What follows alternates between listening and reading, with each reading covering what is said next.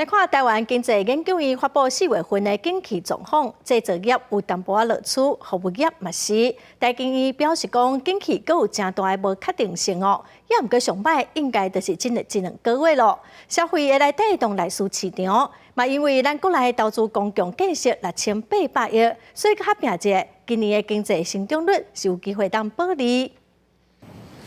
国内制造业终端需求走弱，中国疫情了后需求减少。加上厂商持续减库存，4月份出口甲外销的订单，还有生产的表现也是疲弱。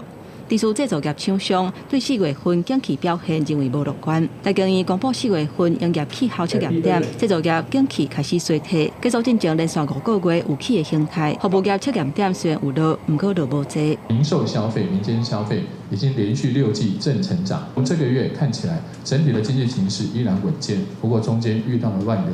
孙明德表示，台湾贸易表现今年头一季衰退上济，4月份开始衰退幅度有慢慢较细。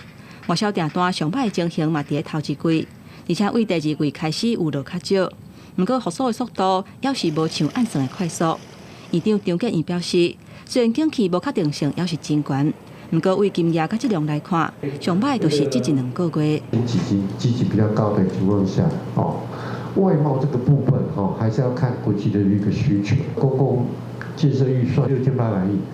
如果这个部分就是内需的投资这个部分能够带动的话，新城里把握应该还是有机会啦。不过真的要蛮拼的。另外，台经院调查嘛发现讲，未来半年营造业景气是较乐观，不过房市的发展也无确定。6都的建物买卖转件数，那么4月份其实只有来到1.63万件，持续来到5年来同期的一个新低。这个月减率大概是达到21.9%。在总统大选选前，那可能对于在房市相关政策上比较难有一个松绑的迹象。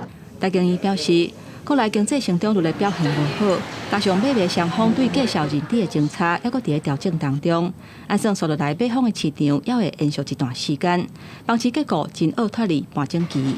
记者综合报道。